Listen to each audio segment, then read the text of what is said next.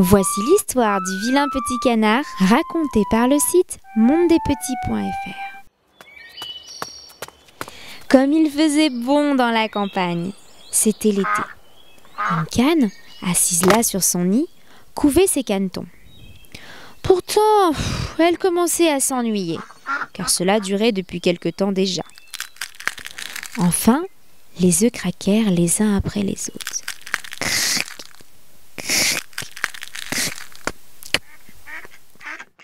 Les oisillons brisaient leurs coquilles et sortaient. Mais un œuf ne voulait pas se percer. C'était le plus gros. La canne soupira et se résigna à attendre. Elle se coucha pour tenir cet œuf bien au chaud sous son ventre. Enfin, le gros œuf se brisa et un étrange petit canard apparut.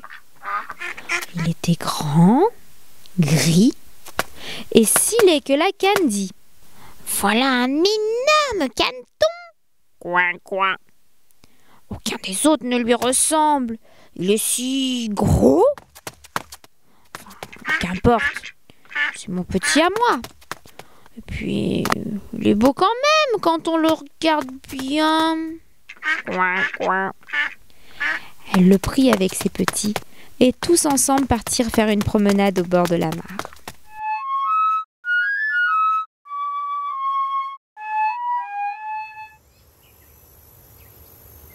Le lendemain, il faisait un temps splendide. La canne décida de présenter ses petits aux animaux de la basse-cour.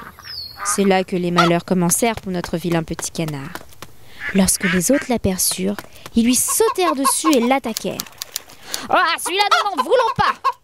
Et aussitôt, une canne lui mordit le cou. « Ah, il est grand, il est trop laid !» dit le dindon. La maman canne fit alors tout son possible pour le défendre. « Ah, mais laissez-le tranquille !» dit la mère. « Il ne fait de mal à personne. Il n'est pas beau, mais il a bon caractère et il nage bien. Il est resté trop longtemps dans son œuf, voilà pourquoi il est si gros. » Hélas, le petit canard fut mordu, bousculé et pourchassé toute la journée par les cannes, les poules et les dindons. Même ses frères se moquèrent de lui et le rejetèrent.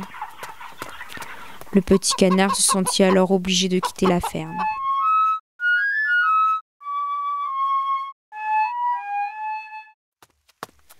Il partit alors à la recherche d'une famille voulant bien l'accueillir. Mais les animaux le dédaignaient à chaque fois à cause de sa laideur. Pendant plusieurs mois, il dut lutter contre la faim et la solitude. L'hiver arriva. Il fut froid, terriblement froid. Le caneton devait constamment nager pour empêcher l'eau de geler complètement autour de lui. Mais à la fin, épuisé, il ne bougea plus et il resta pris dans la glace. Au matin, un paysan qui passait le vit. Il brisa la glace et porta le caneton jusqu'à la maison où la femme le ranima. Les enfants voulurent alors jouer avec lui. Notre petit canard prit peur, sortit rapidement et se cacha très vite dans les buissons. Il resta là tout l'hiver, attendant patiemment que l'air se réchauffe pour pouvoir repartir. Pendant tout ce temps, notre petit canard grandissait.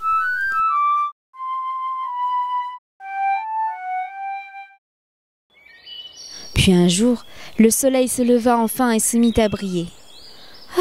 C'était enfin le printemps. Alors, il éleva ses ailes, se retrouva dans un beau jardin plein de pommiers et de fleurs. Là, les lilas embaumaient et leurs longues branches vertes tombaient jusqu'au fossé. Comme il faisait bon! C'est alors que s'avancèrent deux superbes cygnes blancs. Ils ébouriffaient leurs plumes et nageaient si légèrement. Une étrange mélancolie s'empara alors de lui. « Je vais voler vers vous, et vous me taperez certainement d'avoir l'audace de vous approcher.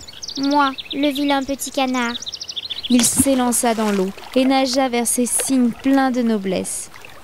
À son grand étonnement, ceux-ci, en le voyant, se dirigèrent vers lui. Il pencha vite la tête sur la surface de l'eau, attendant les coups. Mais alors, qu'est-ce qu'il vit se reflétant sous lui dans l'eau claire? C'était sa propre image. Non plus comme un vilain gros oiseau gris et lourdeau. Il était devenu un très beau cygne. Il ne regrettait pas le temps des misères et des épreuves, puisqu'elle devait le conduire à un tel bonheur. Les grands cygnes blancs nageaient autour de lui et le caressaient de leur bec. Alors ses plumes se gonflèrent, son cou se dressa, et il était heureux comme jamais. Il avait enfin trouvé une vraie famille.